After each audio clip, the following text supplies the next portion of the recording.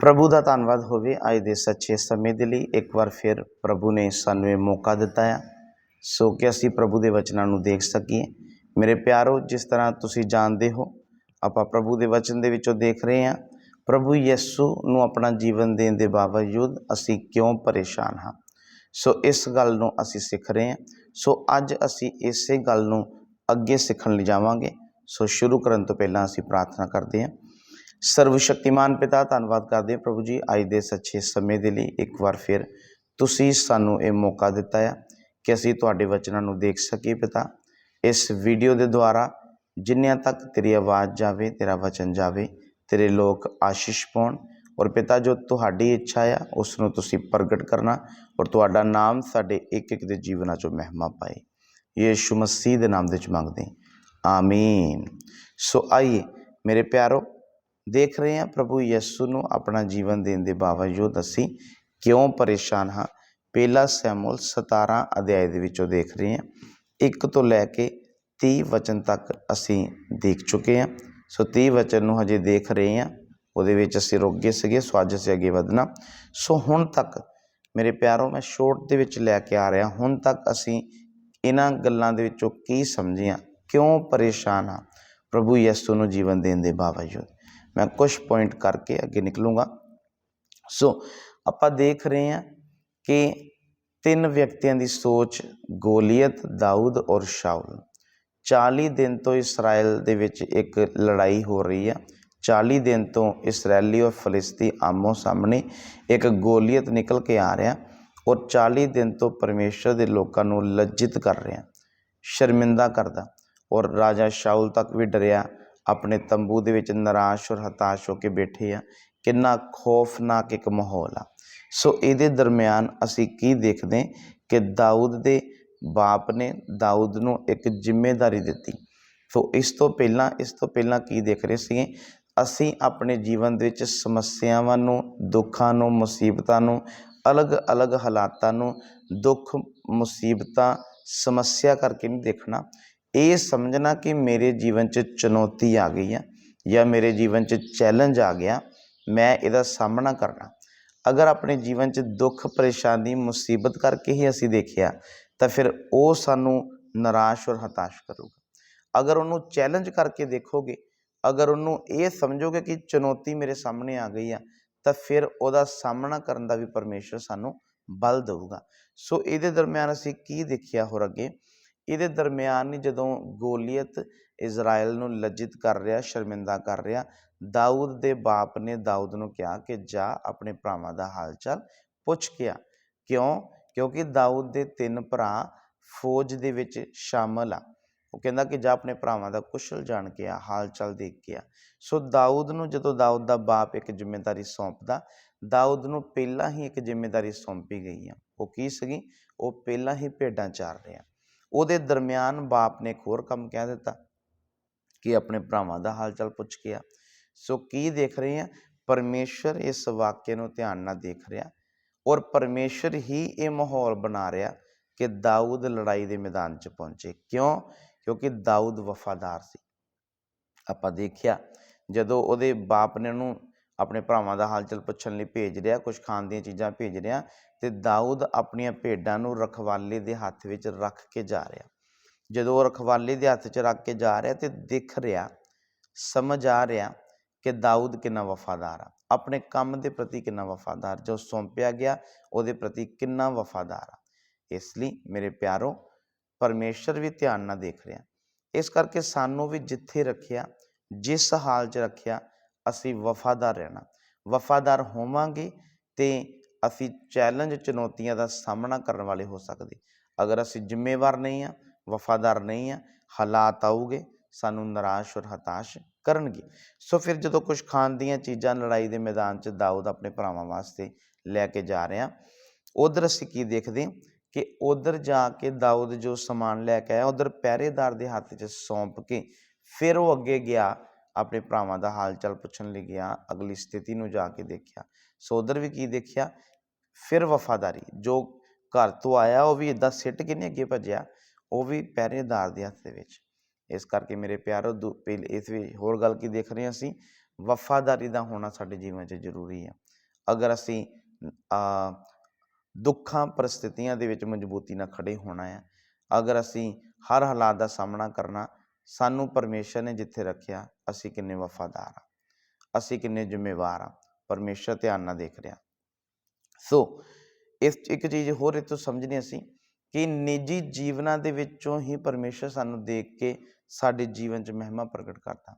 ਦਾਊਦ ਆਪਣੇ ਨਿੱਜੀ ਜੀਵਨ ਦੇ ਵਿੱਚ ਭੇਡਾਂ ਚਾਰ ਰਿਹਾ, ਵਫਾਦਾਰੀ ਦੇ ਨਾਲ ਆਪਣਾ ਕੰਮ ਕਰਦਾ। ਅਸੀਂ ਜਿੱਥੇ ਹਾਂ ਕਿੰਨੇ ਵਫਾਦਾਰ ਹਾਂ, ਜੋ ਸੌਂਪਿਆ ਉਹਦੇ ਪ੍ਰਤੀ ਕਿੰਨਾ ਵਫਾਦਾਰ ਆ, ਪ੍ਰਭੂ ਧਿਆਨ ਨਾਲ ਦੇਖਦਾ। ਨਿੱਜੀ ਜੀਵਨ ਦੇ ਦੁਆਰਾ ਹੀ ਸਾਡੀ ਚੋਣ ਕਰਕੇ ਲੈ ਕੇ ਆਉਂਦਾ। ਕਾਹਦੇ ਵਾਸਤੇ? ਕਿ ਉਹ ਆਪਣੀ ਮਹਿਮਾ ਨੂੰ ਸਾਡੇ ਜੀਵਨ 'ਚ ਪ੍ਰਗਟ ਕਰੇ। ਅਗਰ ਵਫਾਦਾਰ ਨਹੀਂ ਆ, ਜ਼ਿੰਮੇਵਾਰ ਨਹੀਂ ਆ, ਜਿੱਥੇ ਰੱਖਿਆ ਉੱਥੇ ਕੁੜਕੁੜ ਆ ਰਹੇ ਆ, ਉਸ ਹਾਲ 'ਚ ਖੁਸ਼ ਨਹੀਂ ਆ, ਤਾਂ ਫਿਰ ਮੇਰੇ ਪਿਆਰੋ ਉਹਦੀ ਮਹਿਮਾ ਪ੍ਰਗਟ ਹੋਣ ਦਾ ਵੀ ਫਿਰ ਇੰਤਜ਼ਾਰ ਅਸੀਂ ਨਹੀਂ ਕਰ ਸਕਦੇ। ਕਿਉਂ? ਕਿਉਂਕਿ ਪਰਮੇਸ਼ਰ ਨੂੰ ਇਹੋ ਜਿਹਿਆਂ ਦੀ ਜ਼ਰੂਰਤ ਨਹੀਂ ਹੈ। ਸੋ ਦਾਊਦ ਨੂੰ ਜਦੋਂ ਇਸ ਹਾਲ ਦੇ ਵਿੱਚ ਦੇਖਿਆ ਤੇ ਅੱਗੇ ਲੈ ਕੇ ਆਇਆ। ਤੇ ਦਾਊਦ ਜਦੋਂ ਲੜਾਈ ਦੇ ਮੈਦਾਨ 'ਚ ਪਹੁੰਚ ਰਿਹਾ, ਉੱਥੇ ਅਸੀਂ ਕੀ ਦੇਖ ਰਹੇ? ਦਾਊਦ ਦੇ ਪਹੁੰਚਣ 'ਤੇ ਗੋਲੀਅਤ ਨਾਮੇ ਵਿਅਕਤੀ ਫਿਰ ਬਾਹਰ ਆਇਆ, ਫਿਰ ਲਲਕਾਰਿਆ, ਔਰ ਉੱਥੇ ਦਾਊਦ ਵੀ ਸੁਣ ਰਿਹਾ। ਆਪਾਂ ਦੇਖਿਆ ਵਚਨ 'ਚ ਲਿਖਿਆ ਕਿ ਦਾਊਦ ਨੇ ਵੀ ਸੁਣਿਆ ਔਰ ਇਜ਼ਰਾਈਲ ਨੇ ਵੀ ਸੁਣਿਆ। ਸੋ ਇਸਰਾਏਲ ਦਾ ਸੁਣਨਾ ਔਰ ਦਾਊਦ ਦੇ ਸੁਣ 'ਚ ਕਿੰਨਾ ਫਰਕ ਆ। ਇਸਰਾਏਲ ਡਰ ਰਿਹਾ, ਪਰ ਦਾਊਦ ਨੂੰ ਕੀ ਆ ਰਹੀ ਆ? ਦਾਊਦ ਨੂੰ ਦਲੇਰੀ ਆ ਰਹੀ। ਹਾਲਾਤ ਦੇਖ ਕੇ, ਗੋਲੀਅਤ ਦੇਖ ਕੇ ਦਲੇਰ ਹੋ ਰਿਹਾ। ਮੇਰੇ ਪਿਆਰੋ, ਜੋ ਵਫਾਦਾਰ ਆ, ਜ਼ਿੰਮੇਵਾਰ ਆ, ਜਿਸ ਹਾਲ 'ਚ ਜਿਹਨੂੰ ਪਰਮੇਸ਼ਰ ਨੇ ਰੱਖਿਆ ਉਹ ਧੰਨਵਾਦ ਕਰਦਾ ਆ। ਉਹ ਹਾਲਾਤਾਂ ਵਿੱਚ ਨਿਰਾਸ਼ ਨਹੀਂ ਹੁੰਦਾ।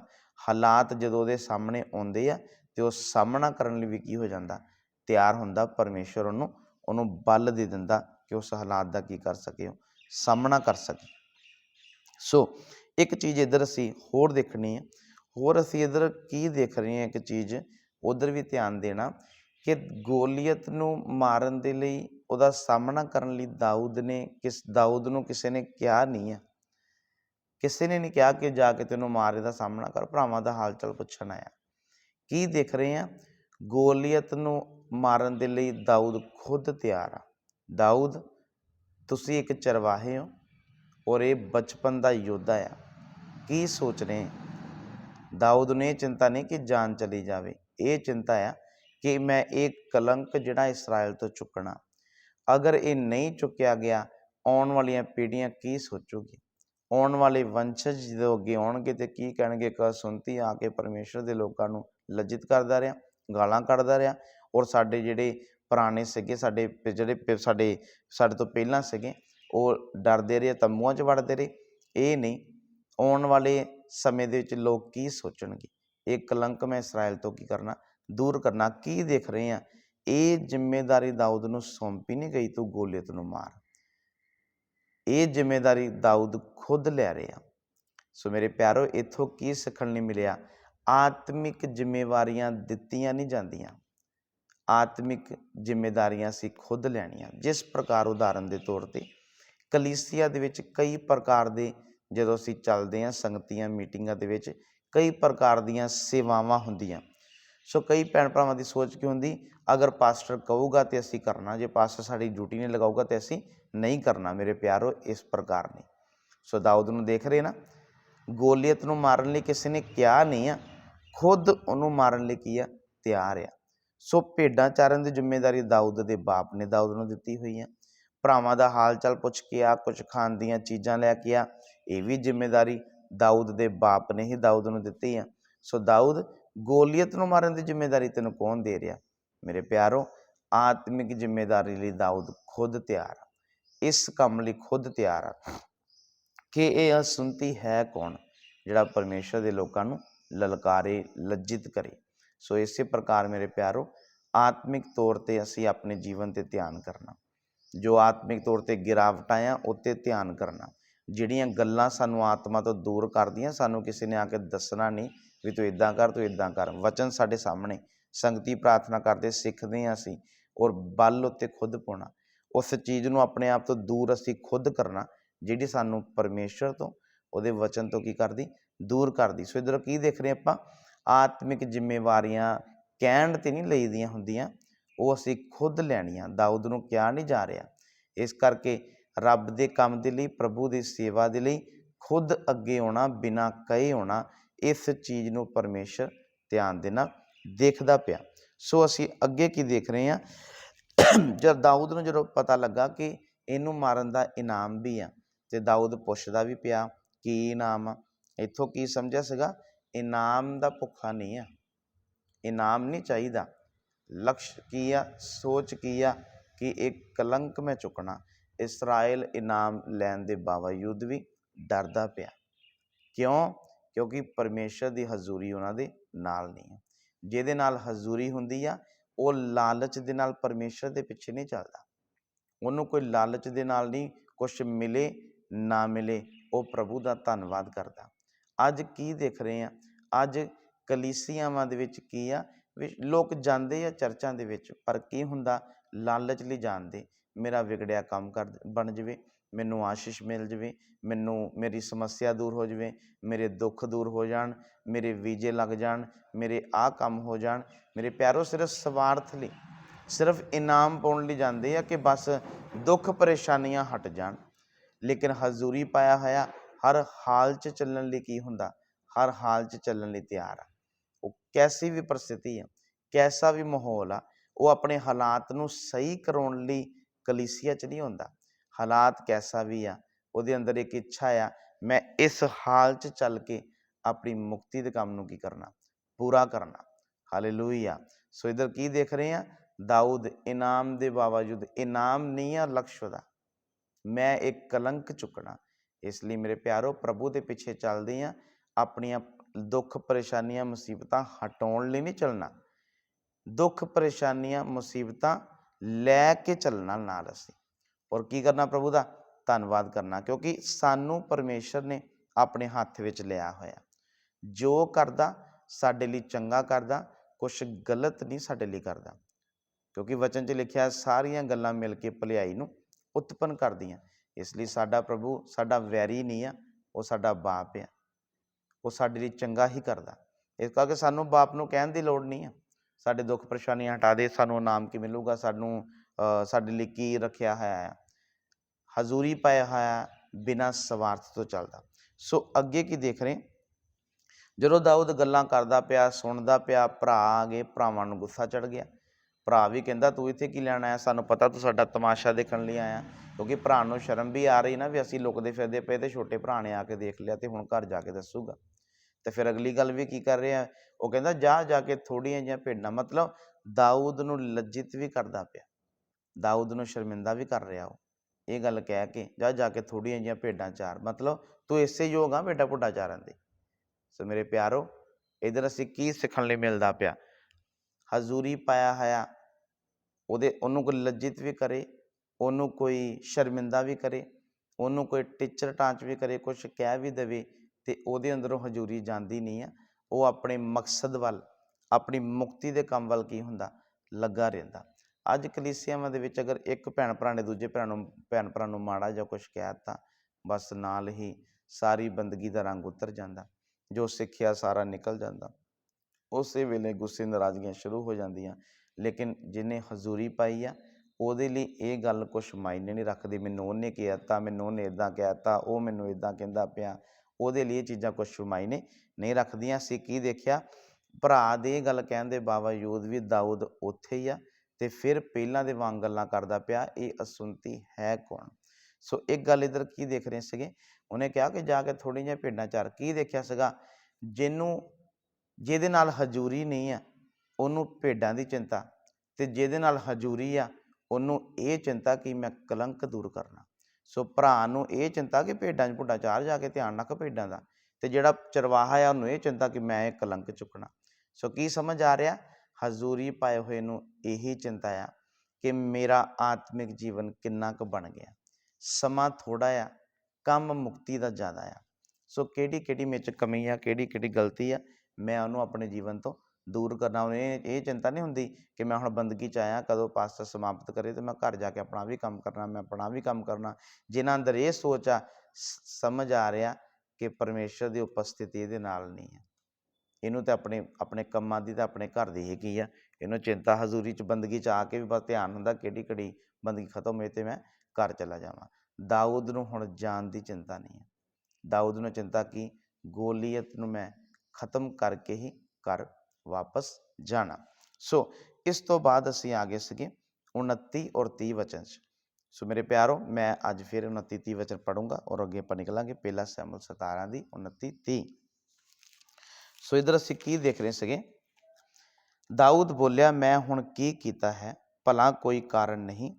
ਉਹ ਉਸ ਕੋਲੋਂ ਮੁੜ ਕੇ ਦੂਜੇ ਦੀ ਵੱਲ ਗਿਆ ਅਤੇ ਉਹ ਗੱਲਾਂ ਫਿਰ ਕੀਤੀਆਂ। ਸੋ ਲੋਕਾਂ ਨੇ ਉਹਨੂੰ ਪਹਿਲੇ ਵਰਗਾ ਹੀ ਕੀ ਦਿੱਤਾ, ਉੱਤਰ ਦਿੱਤਾ। ਸੋ ਇਧਰ ਕੀ ਦੇਖਿਆ ਅਸੀਂ ਕਿ ਦਾਊਦ ਪਰਮੇਸ਼ਰ ਦੀ ਹਜ਼ੂਰੀ ਨੂੰ ਅਨੁਭਵ ਕਰਦਾ ਪਿਆ। ਸੋ ਕੀ ਕਰ ਰਹੇ ਆ, ਸੋਚ ਸਭ ਤੋਂ ਅਲੱਗ ਆ। ਗੋਲੀਅਤ ਨੂੰ ਦੇਖ ਕੇ ਹਜ਼ੂਰੀ ਦਾ ਅਨੁਭਵ ਨਹੀਂ ਕੀਤਾ। ਲਾਸਟ ਟਾਈਮ ਆਪਾਂ ਦੇਖਿਆ ਸੀਗਾ ਦਾਊਦ ਜਦੋਂ ਭੇਡਾਂ ਚਾਰਦਾ ਸੀ ਉਧਰ ਹੀ ਉਹਨੂੰ ਪਰਮੇਸ਼ਰ ਦੀ ਹਜ਼ੂਰੀ ਦਾ ਅਨੁਭਵ ਸੀ।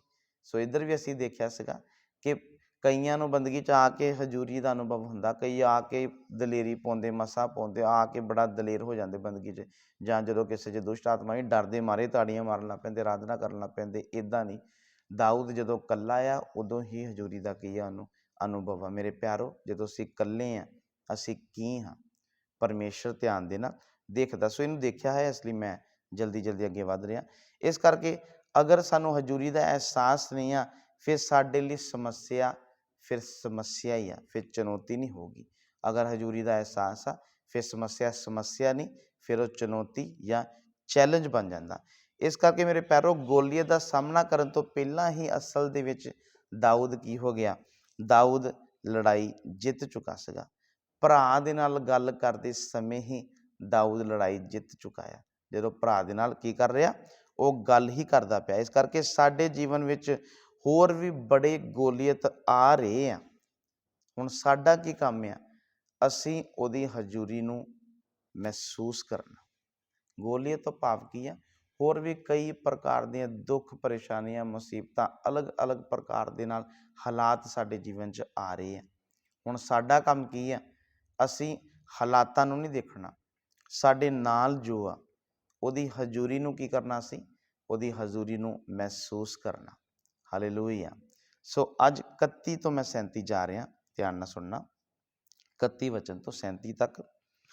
ਅਤੇ ਜਾਂ ਉਹ ਗੱਲਾਂ ਜੋ ਦਾਊਦ ਨੇ ਆਖੀਆਂ ਸਨ ਸੁਣੀਆਂ ਗਈਆਂ ਤਾਂ ਉਹਨਾਂ ਨੇ ਸ਼ਾਊਲ ਕੋਲ ਉਹਨਾਂ ਦੀ ਖਬਰ ਦਿੱਤੀ ਅਤੇ ਉਸ ਨੇ ਉਹਨਾਂ ਨੂੰ ਸੱਦ ਘੱਲਿਆ। ਤਾਂ ਦਾਊਦ ਨੇ ਸ਼ਾਊਲ ਨੂੰ ਆਖਿਆ, ਉਸ ਮਨੁੱਖ ਕਰਕੇ ਕਿਸੇ ਦਾ ਮਨ ਨਾ ਘਬਰਾਵੇ, ਤੁਹਾਡਾ ਦਾਸ ਜਾਵੇਗਾ ਅਤੇ ਉਸ ਫਲਿਸਤੀ ਨਾਲ ਲੜੇਗਾ। ਤਦ ਸ਼ਾਊਲ ਨੇ ਦਾਊਦ ਨੂੰ ਆਖਿਆ, ਤੂੰ ਉਸ ਫਲਿਸਤੀ ਦਾ ਸਾਹਮਣਾ ਕਰਨ ਅਤੇ ਉਹਦੇ ਨਾਲ ਲੜਨ ਦੇ ਯੋਗ ਨਹੀਂ ਹੈ, ਕਿਉਂ ਜੋ ਤੂੰ ਮੁੰਡਾ ਹੀ ਹੈ ਅਤੇ ਉਹ ਨਿਆਣਪੁਣੇ ਤੋਂ ਹੀ ਯੋਧਾ ਹੈ। ਤਦ ਦਾਊਦ ਨੇ ਸ਼ਾਊਲ ਨੂੰ ਉੱਤਰ ਦਿੱਤਾ, ਤੁਹਾਡਾ ਦਾਸ ਆਪਣੇ ਪਿਓ ਦੀਆਂ ਭੇਡਾਂ ਦੀ ਰਾਖੀ ਕਰਦਾ ਸੀ ਅਤੇ ਜਾਂ ਇੱਕ ਸ਼ੇਰ ਅਤੇ ਇੱਕ ਰਿਛ ਆਇਆ ਅਤੇ ਇੱਜੜ ਵਿੱਚੋਂ ਇੱਕ ਬੱਚਾ ਲੈ ਗਿਆ। ਤਾਂ ਮੈਂ ਉਹਦੇ ਮਗਰ ਨਿਕਲਿਆ ਅਤੇ ਉਹਨੂੰ ਮਾਰਿਆ ਔਰ ਉਸ ਦੇ ਮੂੰਹ ਵਿੱਚੋਂ ਉਹਨੂੰ ਛੁਡਾਇਆ। ਅਤੇ ਜਾਂ ਉਹ ਮੇਰੇ ਉੱਤੇ ਆਣ ਪਿਆ ਤਾਂ ਮੈਂ ਉਸ ਨੂੰ ਬਰਾਸ਼ੋਂ ਫੜ ਕੇ ਮਾਰਿਆ ਅਤੇ ਉਸ ਨੂੰ ਜਿੰਦੋ ਮੁਕਾਇਆ। ਤੁਹਾਡੇ ਦਾਸ ਨੇ ਸ਼ੇਰ ਅਤੇ ਰਿਛ ਦੋਹਾਂ ਨੂੰ ਜਿੰਦੋ ਮੁਕਾਇਆ। ਸੋ ਇਹ ਅਸੁੰਤੀ ਫਿਲਿਸਤੀ ਉਹਨਾਂ ਵਿੱਚੋਂ ਇੱਕ ਵਰਗਾ ਹੋਵੇਗਾ ਜੋ ਜਿਉਂਦੇ ਪਰਮੇਸ਼ਰ ਦੇ ਦਲਾਂ ਨੂੰ ਲੱਜਿਆਵਾਨ ਕਰ ਰਿਹਾ ਹੈ। ਫਿਰ ਦਾਊਦ ਨੇ ਇਹ ਵੀ ਆਖਿਆ, ਜਿਸ ਯਹੋਵਾ ਨੇ ਮੈਨੂੰ ਸ਼ੇਰ ਦੇ ਪੰਜੇ ਅਤੇ ਰਿਛ ਦੇ ਪੰਜੇ ਤੋਂ ਛੁਡਾਇਆ ਹੈ, ਉਹੀ ਮੈਨੂੰ ਉਸ ਫਲਿਸਤੀ ਦੇ ਹੱਥੋਂ ਛੁਡਾਵੇਗਾ। ਤਦ ਸ਼ਾਊਲ ਨੇ ਦਾਊਦ ਨੂੰ ਆਖਿਆ, ਜਾ ਫਿਰ ਅਤੇ ਯਹੋਵਾ ਤੇਰੇ ਨਾਲ ਹੋਵੇ। ਸੋ ਮੇਰੇ ਪਿਆਰੋ ਇੱਧਰ ਅਸੀਂ ਇੱਕ ਗੱਲ ਨਿਕਲ ਕੇ ਆ ਰਹੀ ਆ, ਇੱਕ ਗੱਲ ਦੇਖ ਰਹੇ ਅਸੀਂ। ਸੋ ਗੱਲ ਕੀ ਦੇਖ ਰਹੇ, ਸ਼ੇਰ ਭਾਲੂ ਦਾਊਦ ਨੇ ਮਾਰਿਆ, ਅੱਜ ਜ਼ਿਕਰ ਹੋ ਰਿਹਾ ਇਹਦਾ। ਸੋ ਕਦੋਂ ਮਾਰਿਆ ਇਹਦੇ ਬਾਰੇ ਵੀ ਕੋਈ ਜ਼ਿਕਰ ਨਹੀਂ ਹੈ, ਲੇਕਿਨ ਅੱਜ ਜ਼ਿਕਰ ਕਰਦਾ ਪਿਆ ਜਦੋਂ ਕਹਿ ਰਿਹਾ ਕਿ ਇਹ ਸੁਣਤੀ ਹੈ ਕੌਣ। ਇਹ ਉਹਨਾਂ ਵਿੱਚੋਂ ਇੱਕ ਅਜਿਹਾ ਹੀ ਆ ਜਦੋਂ ਗੱਲ ਉਹਨੇ ਦੱਸੀ ਕਿ ਮੈਂ ਇੱਕ ਵਾਰ ਆਪਣੇ ਬਾਪ ਦੀਆਂ ਭੇਡਾਂ ਨੂੰ ਚਾਰਦਾ ਪਿਆ ਸੀਗਾ। ਸ਼ੇਰ ਭਾਲੂ ਦੀ ਗੱਲ ਜ਼ਰੂਰਤ ਪੈਣ 'ਤੇ ਦਾਊਦ ਕੀ ਕਰ ਰਿਹਾ, ਦਾਊਦ ਦੱਸਦਾ ਪਿਆ। ਦਾਊਦ ਦਾ ਸੁਭਾਅ ਸਾਡੇ ਸਾਹਮਣੇ ਆ ਰਿਹਾ। ਮੇਰੇ ਪਿਆਰੋ ਦਾਊਦ ਦੇ ਸੁਭਾਅ ਨੂੰ ਦੇਖੋ। ਇਸ ਕਰਕੇ ਆਪਣੇ ਜੀਵਨ ਦੇ ਵਿੱਚ, ਸਾਡੇ ਜੀਵਨ ਦੇ ਵਿੱਚ ਵੀ ਜਦੋਂ ਕੁਛ ਹੋ ਜਾਂਦਾ ਆ ਤੇ ਉਹਨੂੰ ਵੱਧ ਚੜ੍ਹ ਕੇ ਸਾਨੂੰ ਦੱਸਣ ਦੀ ਲੋੜ ਨਹੀਂ ਆ। ਦਾਊਦ ਨੇ ਕਦੋਂ ਦਾ ਸ਼ੇਰ ਭਾਲੂ ਨੂੰ ਮਾਰਿਆ ਜ਼ਿਕਰ ਅੱਜ ਕਰ ਰਿਹਾ। ਪਹਿਲਾਂ ਨਹੀਂ ਦਾਊਦ ਨੇ ਜ਼ਿਕਰ ਕੀਤਾ, ਅੱਜ ਜ਼ਿਕਰ ਕਰਦਾ ਪਿਆ। ਸੋ ਮੇਰੇ ਪਿਆਰੋ, ਸੇਮ ਪ੍ਰਭੂ ਯਿਸੂ ਵੀ ਜਦੋਂ ਕੋਈ ਵੀ ਕੰਮ ਕਰਦੇ ਸੀ, ਕੋਈ ਵੀ ਬਿਮਾਰ ਚੰਗਾ ਹੁੰਦਾ ਸੀ, ਉਹ ਤਾਂ ਗੱਲ ਕਹਿੰਦੇ ਹੁੰਦੇ ਸੀ ਦੱਸੀ ਨਾ। ਸੋ ਉਹੀ ਸੁਭਾਅ ਕਿਹੜਾ ਆ ਦਾਊਦ ਦਾ, ਸ਼ੇਰ ਭਾਲੂ ਮਾਰਿਆ ਕਿਸੇ ਨੂੰ ਦੱਸਿਆ ਨਹੀਂ, ਰੌਲਾ ਨਹੀਂ ਪਾਇਆ ਕਿ ਮੈਂ ਸ਼ੇਰ ਮਾਰ ਕੇ ਆਇਆ, ਮੈਂ ਭਾਲੂ ਮਾਰ ਕੇ ਆਇਆ, ਮੇਰੀਆਂ ਭੇਡ ਨੂੰ ਮੂੰਹ 'ਚ ਪਾ ਲਿਆ ਸੀਗਾ ਉਹਨੇ, ਜ਼ਿਕਰ ਨਹੀਂ ਕਰਦਾ। ਪਰ ਅੱਜ ਲੋੜ ਪੈਣ 'ਤੇ ਉਹਦਾ ਕੀ ਕੀਤਾ ਗਿਆ, ਜ਼ਿਕਰ ਕੀਤਾ ਗਿਆ। ਅਤੇ ਸਾਡੇ ਪੇਟ ਦੇ ਵਿੱਚ ਉਦੋਂ ਤੱਕ ਗੱਲ ਪਚਦੀ ਨਹੀਂ ਹੁੰਦੀ ਜਦੋਂ ਤੱਕ ਅਸੀਂ 10-15 ਜਣਿਆਂ ਨੂੰ ਦੱਸ ਨਾ ਦਈਏ ਕਿ ਮੈਂ ਆਹ ਕੰਮ ਕੀਤਾ, ਮੈਂ ਆਹ ਕਰਕੇ ਆਇਆ, ਮੈਂ ਆਹ ਕਰਤਾ। ਉਹ ਜਦੋਂ ਤੱਕ ਆਪਣੀ ਬੱਲੇ ਬੱਲੇ ਹੋ ਨਾ ਜਾਵੇ, ਤਸੱਲੀ ਜੀ ਹੋ ਨਾ ਜਾਵੇ ਵੀ ਹੁਣ ਪਤਾ ਲੱਗ ਗਿਆ ਕਿ ਮੈਂ ਆਹ ਕੰਮ ਕੀਤਾ, ਅਤੇ ਉਦੋਂ ਤੱਕ ਸਾਨੂੰ ਚੈਨ ਨਹੀਂ ਹੁੰਦੀ, ਸਾਨੂੰ ਨੀਂਦ ਨਹੀਂ ਆਉਂਦੀ। ਲੇਕਿਨ ਦਾਊਦ ਸ਼ੇਰ ਭਾਲੂ ਮਾਰਿਆ, ਕਿਸੇ ਨੂੰ ਦੱਸਿਆ ਨਹੀਂ। ਅੱਜ ਜ਼ਰੂਰਤ ਪੈਣ 'ਤੇ ਉਸ ਗੱਲ ਦਾ ਕੀ ਹੋ ਰਿਹਾ, ਜ਼ਿਕਰ ਹੋ ਰਿਹਾ। ਸੋ ਮੇਰੇ ਪਿਆਰੋ, ਜ਼ਰੂਰਤ ਪੈਣ 'ਤੇ ਇੱਧਰ ਕੀ ਆ, ਸਾਡੇ ਜੀਵਨ 'ਚੋਂ ਕੈਸੇ ਵੀ ਕੰਮ ਪਰਮੇਸ਼ਰ ਕਰਾਵੇ, ਕਿੰਨੇ ਮਹਾਨ ਕੰਮ ਕਰਾਵੇ, ਅਗਰ ਪ੍ਰਭੂ ਦੇ ਕੰਮ ਲਈ ਵੀ ਕੁਛ ਸਹਿਯੋਗ ਹੋਵੇ, ਜਾਂ ਪ੍ਰਭੂ ਦੇ ਕੰਮਾਂ ਲਈ ਅਸੀਂ ਕੁਛ ਕਰ ਰਹੇ ਹਾਂ, ਜਾਂ ਹੋਰ ਵੀ ਸਾਡੇ ਦੁਆਰਾ ਵਧੀਆ ਵਧੀਆ ਕੰਮ, ਵੱਡੇ ਵੱਡੇ ਕੰਮ ਹੋਣ, ਸਾਨੂੰ ਕਦੀ ਉਹਨਾਂ ਦਾ ਜ਼ਿਕਰ ਕਰਨ ਦੀ ਲੋੜ ਨਹੀਂ। ਕਿਉਂ? ਕਿਉਂਕਿ ਜਿਹਨੇ ਦੇਖਣਾ ਸੀ ਉਹਨੇ ਦੇਖ ਲਿਆ। ਹੁਣ ਪ੍ਰਭੂ ਜ਼ਰੂਰਤ ਪੈਣ 'ਤੇ ਤੁਹਾਡੇ ਜਾਂ ਸਾਡੇ ਉਸ ਕੀਤੇ ਕੰਮ ਨੂੰ ਜ਼ਰੂਰ ਪ੍ਰਗਟ ਕਰੂਗਾ। ਸਾਨੂੰ ਮਨੁੱਖਾਂ ਦੇ ਵਿੱਚ ਉਹਦੀ ਡੂੰਡੀ ਪਿੱਟਣ ਦੀ ਜ਼ਰੂਰਤ ਨਹੀਂ ਹੈ। ਸੋ ਦਾਊਦ ਨੇ ਸ਼ੇਰ ਭਾਲੂ ਨੂੰ ਮਾਰਿਆ ਸੀ, ਰੌਲਾ ਨਹੀਂ ਪਾਇਆ ਗਿਆ। ਅੱਜ ਕੀ ਹੋਇਆ? ਅੱਜ ਪਰਮੇਸ਼ਰ ਨੇ ਮਾਹੌਲ ਉੱਦਾਂ ਦਾ ਬਣਾ ਦਿੱਤਾ, ਦੱਸਣ ਦਾ ਸਮੇਂ ਆ ਗਿਆ। ਹੁਣ ਜਦੋਂ ਸ਼ਾਉਲ ਕਹਿੰਦਾ ਪਿਆ ਵੀ ਦਾਊਦ ਉਹ ਬਚਪਨ ਤੋਂ ਯੋਧਾ ਅਤੇ ਤੂੰ ਚਰਵਾਹਾ, ਅਤੇ ਕਹਿੰਦਾ ਆਓ ਰਾਜਾ ਫਿਰ ਤੁਹਾਨੂੰ ਇੱਕ ਗੱਲ ਸੁਣਾਵਾਂ। ਇੱਕ ਵਾਰ ਕਹਿੰਦਾ ਭੇਡਾਂ ਚਾਰ ਰਿਹਾ ਸੀਗਾ, ਅਤੇ ਫਿਰ ਭੇਡ ਜਿਹੜੀ ਆ ਉਹ ਸ਼ੇਰ ਚੱਕ ਕੇ ਲੈ ਗਿਆ। ਤਾਂ ਫਿਰ ਸ਼ਾਉਲ ਕਹਿੰਦਾ ਹੋਣਾ ਨਾ ਫਿਰ ਕੀ ਹੋਇਆ, ਐਕਸਾਈਟਡ ਹੋ ਕੇ ਇੱਕ ਹੋਰ ਖਿੱਚ ਜੀ ਪੈਂਦੀ ਰਹੀ, ਫਿਰ ਅੱਗੇ ਕੀ ਹੋਇਆ, ਫਿਰ ਪੁੱਛਦਾ ਹੋਣਾ। ਉਹ ਕਹਿੰਦਾ ਨਾ ਫਿਰ, ਤਾਂ ਫਿਰ ਦਾਊਦ ਨੇ ਦੱਸਿਆ ਹੋਣਾ ਵੀ ਜਦੋਂ ਭੇਡ ਚੱਕ ਕੇ ਲੈ ਗਿਆ ਅਤੇ ਫਿਰ ਹੋਇਆ ਕਿ ਮੈਂ ਸ਼ੇਰ ਹੀ ਪਾੜ ਦਿੱਤਾ। ਫਿਰ ਕਹਿੰਦਾ ਇੱਕ ਵਾਰ ਭੇਡਾਂ ਚਾਰਦਾ ਸੀ, ਭਾਲੂ ਰੇਸ਼ਾ ਆ, ਉਹ ਆ ਕੇ ਮੇਰੀ ਭੇਡ ਨੂੰ ਲੈ ਗਿਆ। ਤਾਂ ਫਿਰ ਉਹ ਐਕਸਾਈਟਡ ਹੋ ਗਿਆ ਨਾ, ਫਿਰ ਕਹਿੰਦਾ ਨਾ ਫਿਰ, ਤਾਂ ਫਿਰ ਦੱਸਿਆ ਨਾ ਵੀ ਮੈਂ ਭਾਲੂ ਵੀ ਮੈਂ ਕੀ ਕਰ ਦਿੱਤਾ, ਰਿਛ ਵੀ ਭਲਾ ਮੈਂ ਰਿਛ ਵੀ ਮਾਰ ਦਿੱਤਾ। ਸੋ ਜਦੋਂ ਇਹ ਗੱਲ ਦੱਸੀ ਤਾਂ ਫਿਰ ਸ਼ਾਉਲ ਵੀ ਕੀ ਕਹਿ ਰਿਹਾ, ਕਹਿੰਦਾ ਜਾ ਫਿਰ ਯਹੋਵਾ ਕੀ ਆ ਤੇਰੇ ਨਾਲ।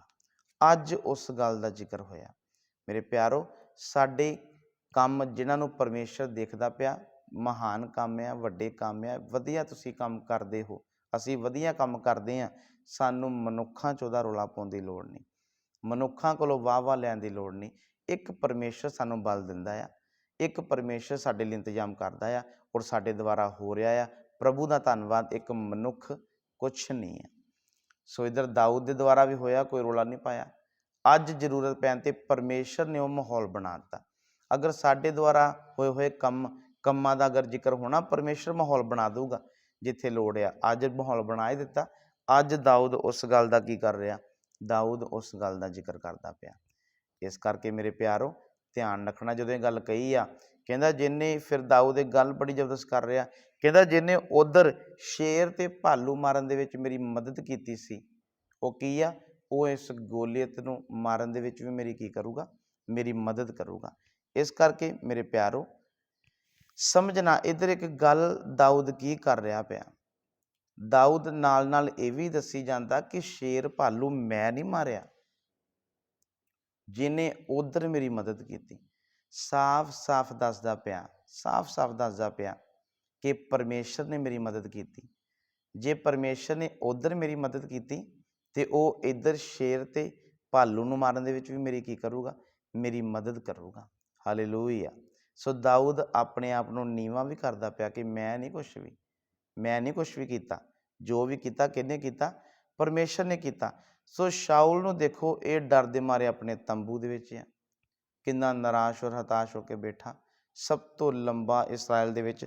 ਸੋ ਇੱਧਰ ਅਸੀਂ ਇੱਕ ਗੱਲ ਕੀ ਦੇਖੀ ਆ, ਸੋ 32 ਵਚਨ ਦੇ ਵਿੱਚ ਦੇਖਿਆ ਕਿ ਤਾਂ ਦਾਊਦ ਨੇ ਸ਼ਾਉਲ ਨੂੰ ਆਖਿਆ, ਉਸ ਮਨੁੱਖ ਕਰਕੇ ਕਿਸੇ ਦਾ ਮਨ ਨਾ ਘਾਬਰੇ, ਤੁਹਾਡਾ ਦਾਸ ਜਾਊਗਾ। ਸੋ ਇੱਕ ਯੋਧੇ ਨੂੰ, ਇੱਕ ਰਾਜੇ ਨੂੰ, ਇੱਕ ਭੇਡਾਂ ਚਾਰਨ ਵਾਲਾ ਕੀ ਦੇ ਰਿਹਾ, ਦਿਲਾਸਾ ਦਿੰਦਾ ਪਿਆ। ਕਹਿੰਦਾ ਤੁਹਾਡਾ ਕਿਸੇ ਦਾ ਮਨ ਨਾ ਘਬਰਾਵੇ, ਤੁਹਾਡਾ ਦਾਸ ਜਾਊਗਾ। ਮੇਰੇ ਪਿਆਰੋ, ਇੱਥੋਂ ਕੀ ਸਿੱਖਣ ਲਈ ਮਿਲਦਾ, ਹਜ਼ੂਰੀ ਪਾਇਆ ਹੋਇਆ, ਜਿਹਦੇ ਨਾਲ ਪਰਮੇਸ਼ਰ ਦੀ ਹਜ਼ੂਰੀ ਆ, ਜਿਹੜਾ ਪ੍ਰਭੂ ਦੇ ਚਰਨਾਂ 'ਚ ਸਮੇਂ ਗੁਜ਼ਾਰਦਾ, ਜਿਹੜਾ ਪ੍ਰਭੂ ਦੇ ਹਜ਼ੂਰੀ ਦੇ ਵਿੱਚ ਰਹਿੰਦਾ, ਪ੍ਰਾਰਥਨਾ, ਵਚਨ, ਆਰਾਧਨਾ, ਸੰਗਤੀ ਦਾ ਜਿਹਦਾ ਜੀਵਨ ਹੁੰਦਾ ਆ, ਉਹ ਦਿਲਾਸਾ ਚਾਹੁੰਦਾ ਨਹੀਂ ਆ, ਉਹ ਦਿਲਾਸਾ ਦਿੰਦਾ ਆ। ਸੋ ਇੱਕ ਯੋਧੇ ਨੂੰ, ਰਾਜੇ ਨੂੰ, ਸੈਨਾ ਨੂੰ ਕੀ ਦੇ ਰਿਹਾ? ਕਹਿੰਦਾ ਤੁਹਾਡਾ ਕਿਸੇ ਦਾ ਮਨ ਕੱਚਾ ਨਾ ਹੋਵੇ, ਤੁਹਾਡਾ ਦਾਸ ਜਾਊਗਾ। ਸੋ ਇੱਧਰ ਕੀ ਆ? ਦਿਲਾਸਾ ਦੇਣ ਵੇਲੇ ਉਹ ਚੌੜਾ ਜਿਹਾ ਹੋ ਕੇ ਨਹੀਂ ਕਹਿੰਦਾ ਵੀ ਮੈਂ ਜਾਊਂਗਾ, ਘਬਰਾਓ ਨਾ, ਮੈਂ ਹੈਗਾ, ਮੈਂ ਸ਼ੇਰ ਭਾਲੂ ਮਾਰਿਆ ਸੀਗਾ। ਸਾਡੇ ਵਰਗਾ ਹੁੰਦਾ ਤੇ ਇਹੀ ਕਹਿੰਦਾ, ਚੌੜਾ ਜਿਹਾ ਹੋ ਜਾਣਾ ਸੀ ਕਿ ਮੈਂ ਜਾਊਂਗਾ, ਸ਼ੇਰ ਭਾਲੂ ਮਾਰ ਦੂੰ, ਮੈਂ ਉਦੋਂ ਵੀ ਮਾਰਿਆ ਸੀਗਾ ਤੇ ਇਹਨੂੰ ਗੋਲੇ ਤੈਨੂੰ ਮਾਰ ਦੂੰਗਾ ਨਾ। ਇੱਕ ਗੱਲ ਕਹਿ ਰਿਹਾ, ਘਬਰਾਵੇ ਨਾ, ਤੁਹਾਡਾ ਕਿਸੇ ਦਾ ਦਿਲ ਕੱਚਾ ਨਾ ਹੋਵੇ, ਤੁਹਾਡਾ ਦਾਸ ਜਾਊਗਾ। ਸੋ ਕੀ ਆ? ਨਾਲ ਨਾਲ ਉਹ ਆਪਣੇ ਆਪ ਨੂੰ ਨਮਰ ਵੀ ਕਰਦਾ ਪਿਆ, ਨਾਲ ਨਾਲ ਆਪਣੇ ਆਪ ਨੂੰ ਉਹ ਜੀਰੋ ਵੀ ਕਰਦਾ ਪਿਆ, ਦਾਸ ਜਾਊਗਾ। ਦਾਸ ਤੋਂ ਭਾਵ ਕਿ ਆਪਣੇ ਆਪ ਨੂੰ ਜੀਰੋ ਕਰ ਰਿਹਾ, ਖਾਲੀ ਕਰਦਾ ਪਿਆ ਕਿ ਮੈਂ ਕੁਛ ਨਹੀਂ ਆ। ਜਿਹਨੇ ਮੈਨੂੰ ਉਧਰ ਸੰਭਾਲਿਆ ਸੀ ਉਹ ਮੈਨੂੰ ਇੱਧਰ ਵੀ ਸੰਭਾਲੂਗਾ। ਮੇਰੇ ਪਿਆਰੋ, ਅੱਜ ਅਸੀਂ ਕੀ ਦੇਖਦੇ? ਅੱਜ ਅਸੀਂ ਕੋਈ ਦੁੱਖ ਪਰੇਸ਼ਾਨੀ ਮੁਸੀਬਤ 'ਚ ਭੈਣ ਭਰਾ ਜਦੋਂ ਚੱਲਦਾ ਆ, ਅਸੀਂ ਦਿਲਾਸਾ ਕੀ ਦੇਣਾ? ਅਸੀਂ ਜਾ ਕੇ ਆਪਣੇ ਹੀ ਦੁੱਖ ਫੁੱਲਣੇ ਸ਼ੁਰੂ ਕਰ ਦਿੰਦੇ ਉਹਦੇ ਅੱਗੇ। ਇੱਕ ਮਸੀਹੀ ਜਿਹੜਾ ਆ ਉਹ ਦਿਲਾਸਾ ਚਾਹੁੰਦਾ ਨਹੀਂ ਆ। ਸੱਚਾ ਮਸੀਹੀ ਉਹ ਦਿਲਾਸਾ ਦਿੰਦਾ ਆ। ਜਦੋਂ ਕੋਈ ਦੁਖੀ ਲਾਚਾਰ ਭੈਣ ਭਰਾ ਆ, ਹਾਲਾਤ ਪ੍ਰਸਥਿਤੀਆਂ ਜੀਵਨ 'ਚ ਖਰਾਬ ਆ, ਉਹ ਲਾਗੇ ਬੈਠ ਹੀ ਜਾਵੇ ਤੇ ਦੂਸਰੇ ਨੂੰ ਦਲੇਰੀ ਆ ਜਾਂਦੀ। ਜਿਸ ਪ੍ਰਕਾਰ ਦਾਊਦ ਇੱਕ ਚਰਵਾਹਾ ਔਰ ਰਾਜੇ ਨੂੰ, ਸੈਨਾ ਨੂੰ ਕੀ ਦੇ ਰਿਹਾ? ਦਿਲਾਸਾ ਦਿੰਦਾ ਔਰ ਕਹਿੰਦਾ ਤੁਹਾਡਾ ਦਾਸ ਜਾਵੇਗਾ ਤੇ ਉਸ ਫਲਿਸਤੀ ਨਾਲ ਕੀ ਹੋਊਗਾ? ਲੜੂਗਾ।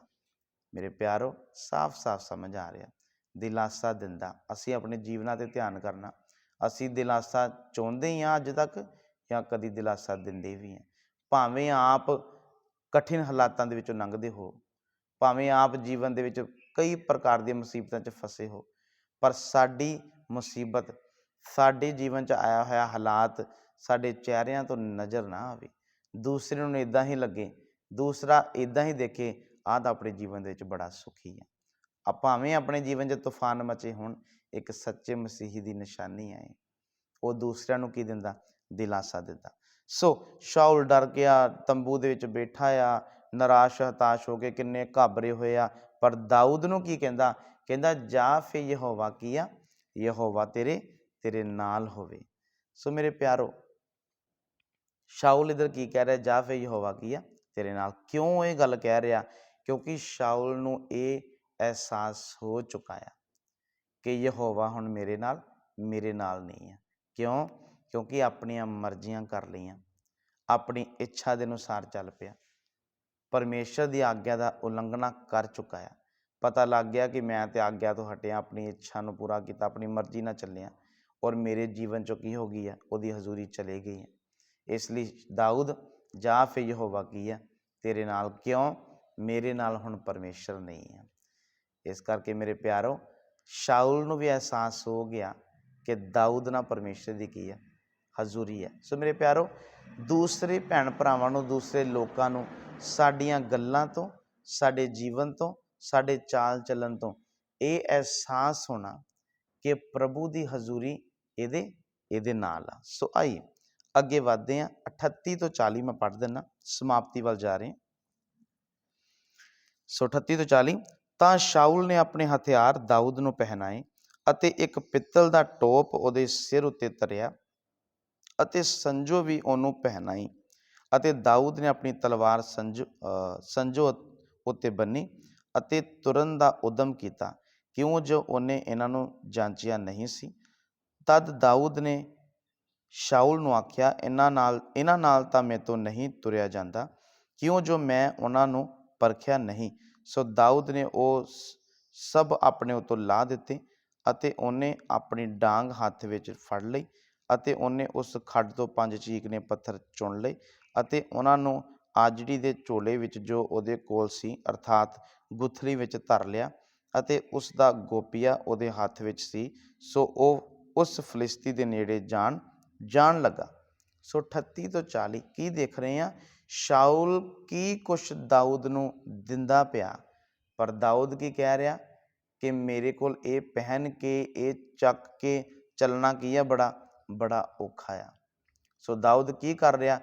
ਇੱਧਰ ਦਾਊਦ ਸੰਕੇਤ ਦੇ ਰਿਹਾ कि मेरा आसरा मेरिया खूबियां ते या मेरे शरीरक बल ते नहीं है। ला ते ना उन्हें शाउल के युद्ध वाले वस्त्र, हथियार भी कहता मेरे तो तुर ही नहीं होंदा, हथियारों का वजन इन्ना है। वो असल च संकेत की तुर सकता सी, ਜਿਹੜਾ शेर और भालू ਨੂੰ मार सकता वो शाउल के हथियार चुक के या वस्त्र पा के तुर नहीं सी सकता, वो तुर सकता सी। पर ਉਹਦੀਆਂ ਗੱਲਾਂ ਦੇ ਦੁਆਰਾ ਕੀ ਸੁਨੇਹਾ ਆ ਸਾਨੂੰ, ਉਹਦੀਆਂ ਗੱਲਾਂ ਦੁਆਰਾ ਸਾਨੂੰ ਇਹ ਸਿੱਖਿਆ ਆ ਕਿ ਉਹਨੂੰ ਆਪਣੇ ਬਲ ਤੇ ਭਰੋਸਾ ਨਹੀਂ, ਆਪਣੀਆਂ ਖੂਬੀਆਂ ਤੇ ਭਰੋਸਾ ਨਹੀਂ ਹੈ। ਇਸ ਕਰਕੇ ਮੇਰੇ ਪਿਆਰੋ, ਅਸੀਂ ਆਪਣੀਆਂ ਚੁਣੌਤੀਆਂ ਦਾ ਜੇ ਸਾਹਮਣਾ ਕਰਨਾ ਤੇ ਆਪਣੀਆਂ ਖੂਬੀਆਂ ਦੇ ਨਾਲ ਨਹੀਂ ਕਰ ਸਕਦੇ, ਆਪਣੇ ਬਲ ਦੇ ਨਾਲ ਨਹੀਂ ਕਰ ਸਕਦੇ। ਅੱਜ ਕਿੰਨੇ ਮਸੀਹੀ ਭੈਣ ਭਰਾ ਐਸੇ ਹੈ ਜਿਨ੍ਹਾਂ ਨੂੰ ਆਪਣੇ ਬਲ ਤੇ ਭਰੋਸਾ ਆ, ਆਪਣੇ ਉੱਪਰ ਭਰੋਸਾ ਆ, ਆਪਣੀ ਕਾਬਲੀਅਤ ਤੇ ਭਰੋਸਾ ਆ, ਆਪਣੇ ਪੈਸੇ ਦੇ ਉੱਪਰ ਭਰੋਸਾ ਆ, ਆਪਣੇ ਕਈ ਗੁਣਾਂ ਦੇ ਉੱਤੇ ਭਰੋਸਾ ਆ। ਮੇਰੇ ਪਿਆਰੋ, ਪਰਮੇਸ਼ਰ ਨੂੰ ਇਹ ਚੀਜ਼ਾਂ ਪਸੰਦ ਨਹੀਂ ਹੈ। अगर अपने उत्ते भरोसा करके चलोगे मार खाओगे। शाउल खा रहा ना, इसराइल का सब तो लंबा चौड़ा व्यक्ति अज निराश हताश होकर बैठा है। एक असुनती होंदा गालां कढ़दा ते अपने तंबू च डरे हुए कंबे हुए बैठे है। क्यों? अपने बल ते भरोसा आ गया, अपनी इच्छा ना चलते, कुछ समझदा है अपने आप को। दाऊद की कह रहा तुहाडा दास, मतलब कुछ नहीं समझदा अपने आप को। जिते भरोसा है की कहंदा, जिन्हें उधर संभालिया इधर भी की कर लूगा। पूरा भरोसा परमेश्वर ते। हथियार वस्त्र पा के चलना औखा आ, की संकेत आ, मेरा भरोसा मेरिया खूबियां या मेरे बल ते नहीं है। इसलिए मेरे प्यारो, चुनौतियों का सामना करना तो अपने बल ते भरोसा करके नहीं। हुण दाऊद की कह रहा, दाऊद की आ, मैं तो कहता चरवाहा आ ते चरवाहे वांग ही की आ, चरवाहे वांग ही इस गोलियत का सामना करने अगे अगे वधांगा। जिस हाल च जिद्दां दा भी आ इदां ही। क्यों? क्योंकि बेशक अगे तो मैं ही तुरना ही है ना, लेकिन लड़न वाला कौन नहीं है? लड़न वाला मैं नहीं हाँ, लड़न वाला मेरा सैना का यहोवा आ। मैं कौन है जिन्हें लड़ना? 9 फुट 6 इंच का व्यक्ति, उसका सामना मैं किदां करा? मैं नहीं कुछ भी करना। इसलिए मैनू कोई हथियार की या वस्त्रां की लोड़ नहीं है, क्योंकि जिहड़ा मेरे नाल जा रहा वो सैना का की आ, यहोवा आ। सो जिन्हें मैनू उधर संभाल लिया, दाऊद दीयां गल्लां आ, वो मैनू इधर भी की कर लूगा, संभाल लूगा। गोलियत भी देख के की कहता, कहता मैं कोई कुत्ता हाँ? इथों की सीखण नहीं मिलता। दाऊद नूं देख के की कहता, मैं कोई कुत्ता? मेरे प्यारो, जदों हालात परिस्थितियों का सामना करने लई खड़े हो जाओगे, जीवन च कैसी भी कठिन परिस्थिति है, कैसा भी हालात, तुसीं खड़े हो जाओ, हालात देख के अपने आप ही तुहाडे अग्गों रस्ता छड्ड देणगे। हालात आप ही तुहाडे तो पिछे हट जाणगे। हालातां नूं, परिस्थितियों नूं पता लग जाऊगा ये योद्धा आ, ये योद्धा आ। सो गोलियत भी की कह रहा, कहता मैं कोई कुत्ता? अपने आप च आप ही कहता मैं कोई कुत्ता हाँ? ਜਿਹੜਾ ਤੂੰ इस हाल च आ रहा। दाऊद ने अपना गोपिया अपनी लाठी लई और की आ वध रहा ਉਹਦੇ ਵੱਲ। ਕਿੱਦਾਂ वध रहा? मेरा भरोसा मेरे परमेश्वर ते है, तलवार ते नहीं है, हथियारां ते नहीं है। मेरा भरोसा किते? मेरे परमेश्वर ते। मेरे प्यारो, दाऊद दा परखिया होया विश्वास।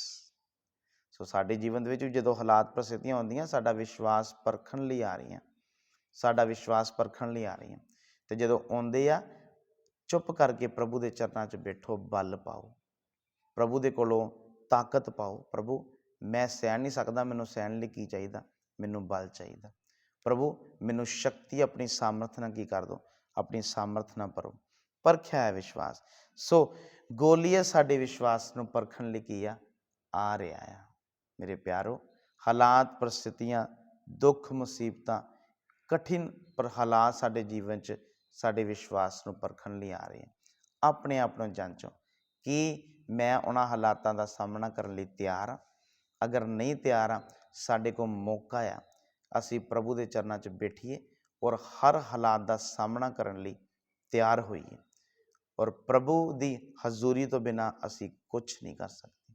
हजूरी मिलनी है भज दौड़ के नहीं, अपने बल दे नाल नहीं, अपनी खूबियां दे नाल नहीं। हजूरी मिलनी प्रभु के चरणों च बैठ के। मेरे प्यारो, गोलियत आ रहे हैं, सो असी किन्ने तैयार हाँ? अपने जीवन में जांची। आइए अपनी अखां नूं बंद करिए, प्रार्थना करते।